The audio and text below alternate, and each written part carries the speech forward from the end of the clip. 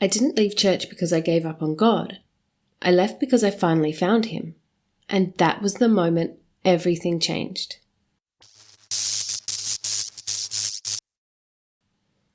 If you've ever sat in church and silently questioned what you were being told, if you felt the pressure to conform, to perform, to never doubt, this is for you. When I said I'm becoming Muslim, it was like I stopped existing to some people. The same people who called me family suddenly acted like I was a threat.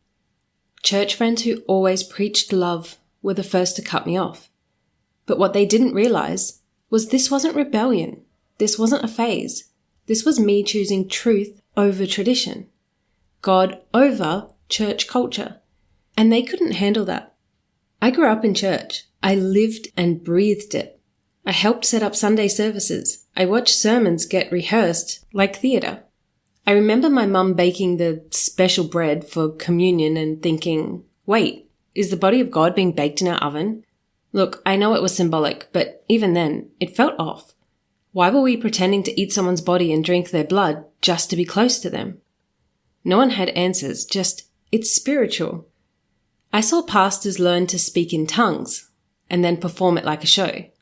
I heard verses quoted from the pulpit that didn't even exist. I saw the Bible twisted to raise money and manipulate fear. And we were told anything outside of this bubble? The devil.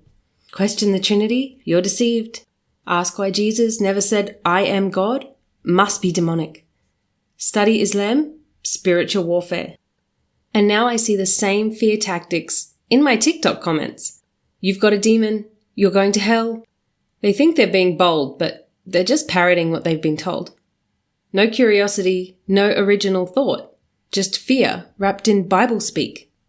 But when I finally opened the Bible for myself, without somebody else interpreting it for me, and without the fear, I realized I'd been believing parts of Islam all along.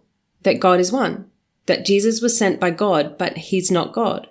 And Islam didn't punish me for asking questions. It welcomed them. It gave me answers, not theatrics. It gave me purpose, not performance. Church asked for blind obedience. Islam taught me to think, to study, to submit, not to people, but to God alone. And when I started wearing hijab, the same people who always said, don't judge others, they judged me the hardest, not for hurting anyone, not even for abandoning my faith, but for looking different.